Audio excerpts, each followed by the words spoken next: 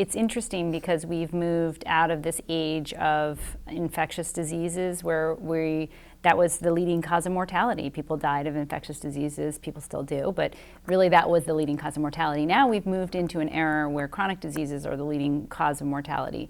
So, there were a lot of things that precipitated that change. There was increase in sanitation, increase in modern medicine, nutrition improved, all these kinds of things contributed to better health outcomes. But the flip side of that coin is many of those things that improved our situation with regard to infectious diseases actually worsened our situation with regard to chronic diseases. And the reason why is complex, but some of the precipitating factors have to do with the fact that we have gone after the germs with a vengeance. We hyper sanitize everything. We have gone against we have gone to war against every germ out there. And so one of the things we've done is created antibiotics. That's a perfect example that helps us fight infectious diseases. If you get tuberculosis or other kinds of bacterial disease, it can save your life. So thank goodness we have antibiotics. But by taking antibiotics, you actually also kill the good germs in your body, things that are part of the microbiome. Microbiome is the complex world of microbes in and on and around your body, especially in your gastrointestinal tract. So when you take antibiotics, they actually kill those microbes, good and bad, the ones you need for health and the ones that are making you sick. So the consequence of that is that when you affect those good bacteria, it actually disrupts your immune function, your ability to digest food properly. It's what precipitates things like allergy and autoimmunity and all these kinds of chronic inflammatory conditions that we're seeing right now. A lot of that has to do with the fact that we've disrupted our relationship with the microbes in and around our bodies. So on one hand, we have eradicated so many infectious diseases, but on the other side, now we're plagued with chronic diseases. Nutrition is another great example where we improved nutritional standards for a long time. And then in the post-World War II era, when we industrialized food even more, we have depleted the nutrition that we're getting on a daily basis because the content of the food we're getting is poor in nutrition. We've depleted our soils with industrial farming practices. We've depleted the soil microbes that are important to that nutrition in that food. And so the nutrition that we're getting today is far worse than it was just 75 years ago. So that's another example of how, well, yes, we did improve access to food, but it's poorer quality food now than it used to be in the past. So there are a number of things that are working in concert in the modern world that have contributed to chronic illnesses. Again, we're not suffering, we're not fighting the infectious diseases the way we used to, but we are now face to face with a chronic illness epidemic that we don't know how to address.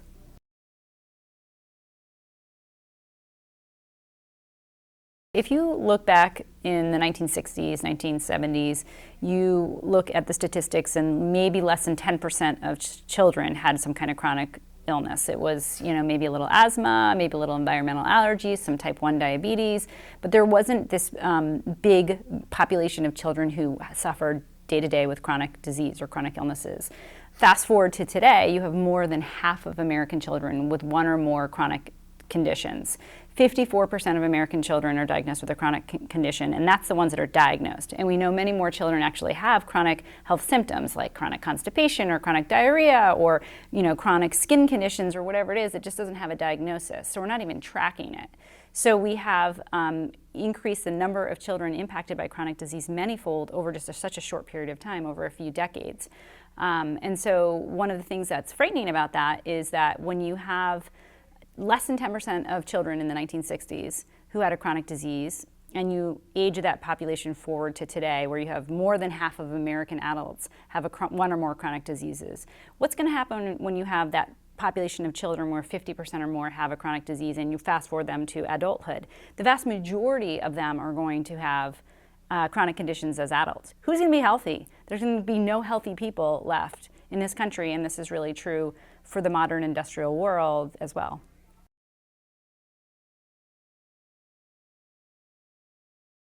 Obesity was very rare in the 1960s, 1970s for children. We now have 1/3 of American children labeled as either obese or overweight. So that has increased dramatically. I mean, it's one of these things that I think people attribute to food and assume that, well, kids are just eating too much and they're eating too much fatty food. And it isn't that simple. It has a lot to do with toxic overload. It has to do with microbial disruptions in the gastrointestinal tract. I mean, there are all kinds of studies that have looked into differences in the microbiome, where people who are overweight or obese have a different microbial composition than people who are thinner and healthier. So you've seen that microbial composition change over the last 50 years. You've seen toxic burden in children's bodies change. Children who are overweight or children who are obese or overweight tend to have a greater toxic body burden. So it's more than just the food going in, although obviously that's a major component of it, that children are eating food that is nutrient poor and they're eating more of it. So it's a massive epidemic. If you have a third of children today that are overweight or obese, by the time they're adults, you're going to have pretty much everybody overweight or obese because they've got a lifetime for that to perpetuate itself.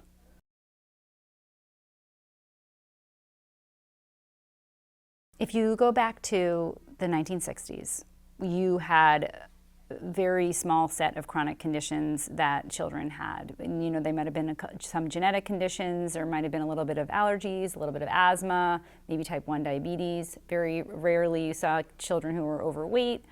But right now, what you're seeing is a massive explosion in a category of conditions you could call chronic inflammatory conditions. And what I mean by that is that all of these conditions have a common underlying pathophysiology, and that is inflammation is at the root of these conditions. So if you look at autism, ADHD, asthma, allergies, autoimmune diseases, mood disorders like depression or schizophrenia, they all have an inflammatory component, and every single one of these conditions is rising in children. Every single one of them is an individual epidemic. So we have an autism epidemic where we have 1 in 40 children with autism right now. We have an ADHD, ADD epidemic where we're looking at about 1 in 9 children with ADD or ADHD. You have an asthma epidemic where you have 1 in 8 kids with asthma. And that's even higher in some populations. African American populations in some municipalities have higher rates of asthma than that. Allergies affect 1 in 3 kids if you're talking about environmental allergies. Life-threatening food allergies or anaphylactic allergies are as many as 1 in 17 children. So these are the growing statistics we're seeing. And then you also have a whole category of autoimmune diseases that are affecting kids that never affected them in the past. So things like Hashimoto's, which is a thyroid autoimmune condition, or type 1 diabetes, type 2 diabetes, were conditions that mostly affected adults, but now you're seeing these conditions in children. So it's a chronic inflammatory condition epidemic. It's really all one epidemic. And as soon as we begin to see it as one epidemic where all these things are interrelated, then we can do something about it. Then we can ask the important questions like, why are our children so inflamed? Where is all this inflammation coming from? But unfortunately right now we're treating them as their discrete singular epidemics, and we say, why is there an obesity epidemic? Well, immediately people look to food. Or why is there an autism epidemic? And everybody looks to genes because people still think that autism is about genes, that it's a genetic brain-based condition. It's not. It's a chronic inflammatory condition, just like all the other ones. And as soon as we can understand that, as soon as we address that, we'll be able to begin to help our kids, we'll begin to help our kids address the root causes of all this inflammation.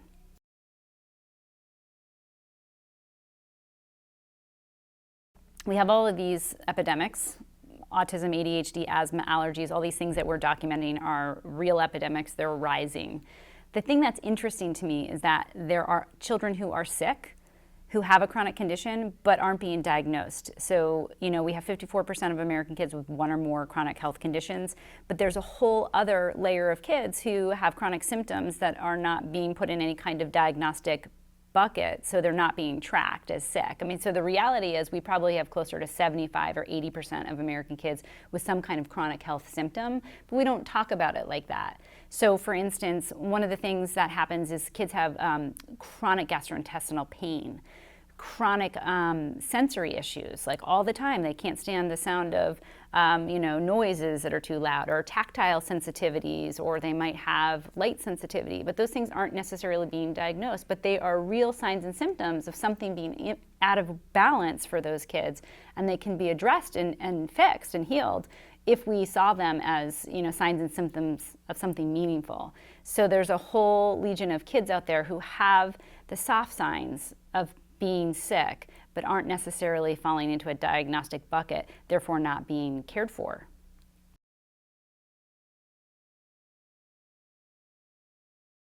Asthma is interesting because asthma is increasing right along with all the other kinds of conditions like allergies, autoimmune diseases, et cetera.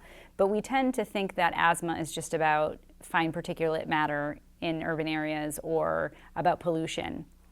When you see that the rates of asthma have tripled over a couple of decades, the first thing we do is look to pollution and say, well, it's air pollution, and this is why we're seeing so many kids with asthma today. Well, that may be true. Certainly air pollution is a contributing factor, but what we're not doing is looking at asthma in the context of all these other chronic inflammatory conditions. And actually, interestingly enough, asthma is very much related to microbial composition in the gastrointestinal tract. So if kids are showing signs of asthma, they oftentimes have what's known as gut dysbiosis, which is an imbalance of microbes in the gastrointestinal tract. Oftentimes they have sensitivities to food or allergies to food that are being overlooked. So there are plenty of anecdotal cases of kids who have asthma and are not really managing it well on the asthma medications, and then they find out that they actually have a sensitivity to dairy or to wheat or some other kind of food that's contributing to this chronic inflammation. And that chronic inflammation manifests as breathing symptoms, but really it's the same thing that's affecting all these other kids, other kinds of allergies and other kinds of inflammatory symptoms.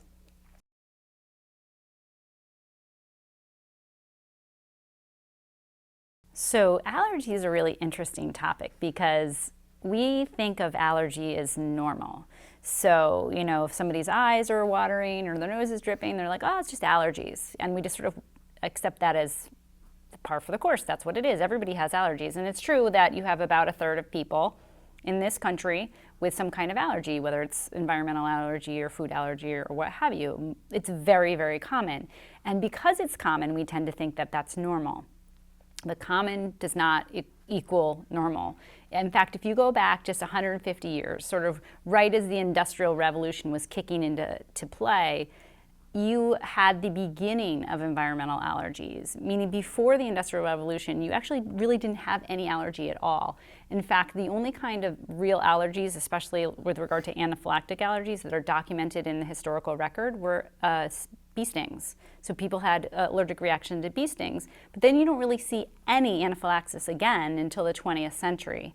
So you get the development of environmental type allergies like hay fever in the latter part of the 19th century, and interestingly enough, it's among mostly people who are wealthy. So there was almost even a caricature, a figure that was that came out of that era where blue-blooded or wealthy were seen as people who might develop allergies or asthma, those kinds of things. It didn't exist among sort of the more rural populations or working class populations, and it makes sense if you think about as part of the latter part of the 19th century, people moved indoors, they started eating industrialized processed foods. It's the very beginning of it. But once you shift into the 20th century, that's when you really see allergy taking off. There was no anaphylactic allergy till the 1930s, when you first began seeing something that was called serum sickness. And that came after the earliest forms of vaccination, and people had anaphylactic allergies to it. Then you move forward into the 1950s, and then you begin seeing penicillin allergies. By the middle of the 20th century, you had over 40 million people who had a penicillin allergy. And there was nothing like that before the 1940s and 1950s, which when you get the advent of these drugs. And then you move fast forward into the century later, and then you start seeing anaphylaxis to food. And all of a sudden, people can't eat food. Peanuts, milk, shellfish, all these kinds of things that are innocuous or should be innocuous are now life-threatening for people, certain people who have these exposures. Right now, we're at the point where we have 50,000 anaphylactic reactions that end up in ERs every year. And if you just think about how new that is, it kind of makes you wonder what has happened to our bodies that we are rejecting previously innocuous things like food.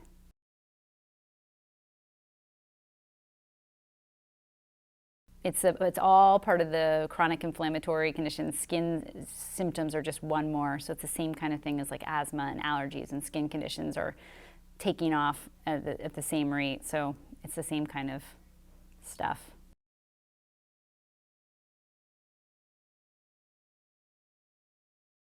One of the things that I think is interesting that is under-recognized, under-reported, is infants are always having sensitivity reactions to foods they're eating, to their mother's breast milk. So what I saw when I was a new parent just over a decade ago was all of these mothers who were trying to breastfeed their babies, but they couldn't because the babies would spit up immediately or have projectile vomit, or they would have bloody diarrheas when they drank their mother's breast milk. Breast milk is the most perfect food designed for babies, and yet all of these babies in the modern industrial world are having these GI symptoms just by drinking breast milk. Well, what we think is going on there is that the babies are actually reacting to something in the breast milk, most likely some kind of food intolerance that has developed over a couple of generations. And there's complex reasons why that might happen. But that's so common right now that it's the new normal for babies to be put on Prilosec, Prevacid, or Zantac, these kinds of H2 antagonists or proton pump inhibitors that are reflux medications. So the baby has reflux after taking breast milk, throws up, and then what do? Is we put them on medication to prevent that reflux from happening. But it isn't really classic reflux. Babies aren't making too much stomach acid. They're actually having an immune response and trying to, their bodies are trying to eliminate whatever that is causing that immune response. It's very, very common now. In fact, PPIs are one of the fastest growing medications prescribed to children, those reflux medications. Neocate and Alimentum and all these other hypoallergenic formulas are just taking off in the market because there are so many children who can't tolerate breast milk, can't tolerate cow's milk or goat's milk or things that have been used for centuries and centuries to feed infants. So now we have to feed our infants hypoallergenic, super processed, industrialized formulas because they cannot tolerate things. There's something very, very wrong when our babies cannot tolerate breast milk.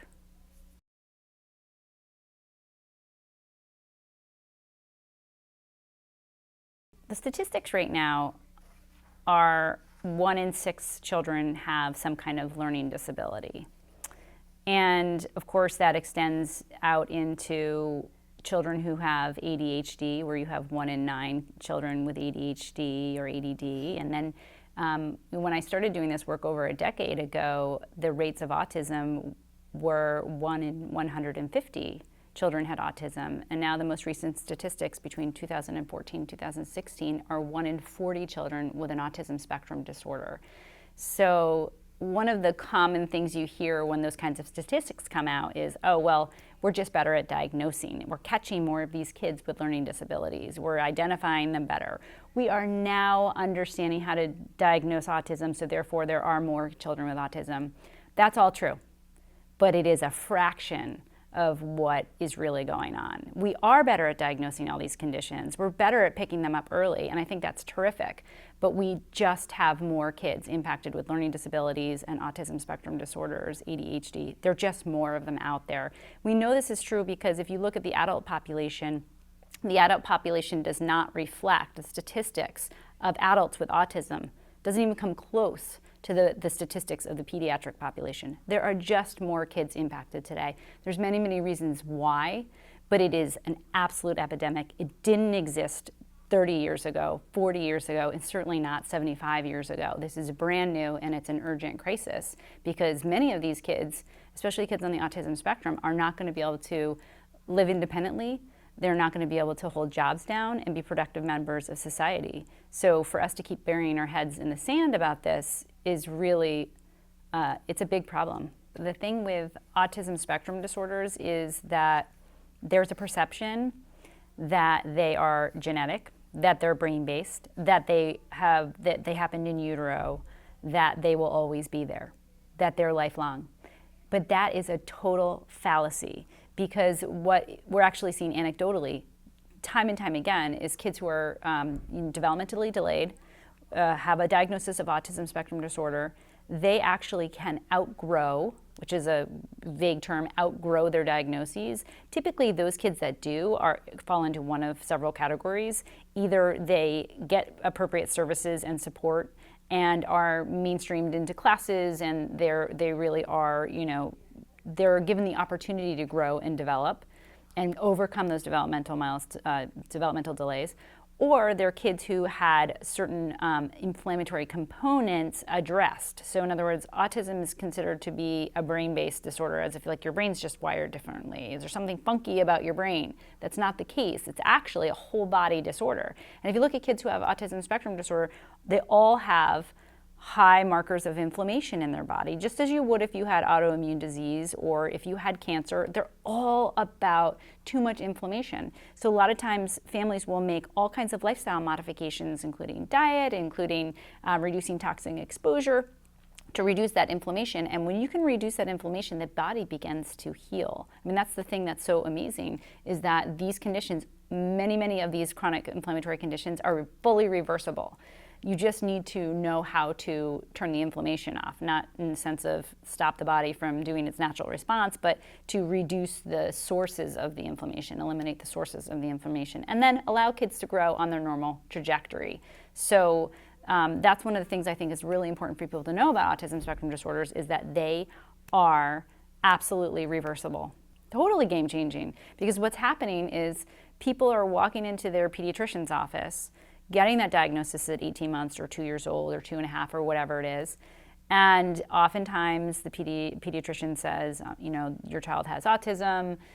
There are some services we can provide you, but we don't know what caused it. It's probably genetic, probably something happened in utero. That's all they've got for you, right? And so as a parent, what do you do with that? They tell you to start planning for institutions. You're gonna need to start saving money because you're gonna have to care for this child the rest of your life. But that's actually not even true. That's true if you don't do anything. If there's no interventions, maybe that's what happens. Maybe that's that child's future. But we already know there's so many things you can do in terms of early intervention to turn the course of that child's life around. We just need to start recognizing that autism disorder is something that develops over time and something that can be reversed over time.